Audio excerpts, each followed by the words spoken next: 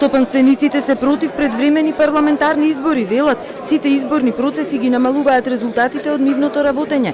Затоа властите треба да ги имаат предвид овие аргументи. Ова следува откако во јавноста се погласни се очекувањата, дека заедно со председателските напролет би можеле да се одржат и вонредни парламентарни избори.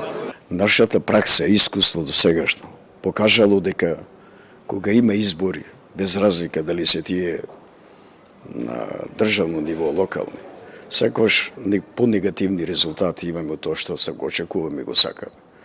Према тоа, ако се базираме на тоа што ви го кажав претходно, не би поднесле така лесно да влеземе во некој подрачје на нови избори. Како, зборам сега, како сектор стопанството. Порно треба да се мисли на работата, да се вадат пари, да се вработуваат луѓе, да се оди на развој. Бизнисот сепак е свесен дека одлуката за тоа дали ќе има избори ја носат политичките партии, велат. Тие веќе се навикнале да функционираат и за време на изборни периоди. Сепак апелираат до политичарите доколку веќе се одржат избори, политичките кампањи барем да бидат скратени, со цел да не му пречат на функционирањето на бизнисот. Ние не сакаме да ги кочиме, тоа е дел на демократските процеси, како бизнис заедница, затоа што сакаме да се ги вршиме нашите работи.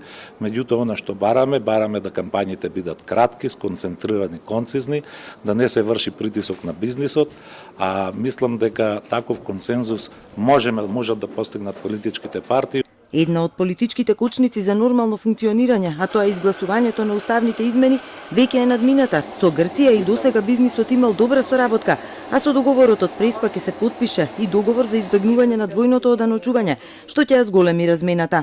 Но проблем за стопанството може да биде фактот што се очекува ЕУ денеска да донесе одлука за воведување конечни заштитни квоти за увоз на челик во земјите членки.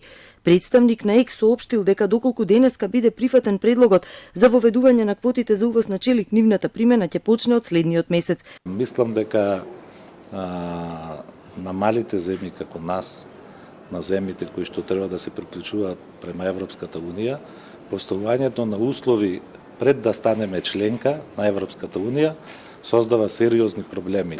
СКМ преку Европската комора ќе бара сите обврски за нашиот бизнис да се одложат за периодот кога земјава би станала полноправна членка на Европската унија.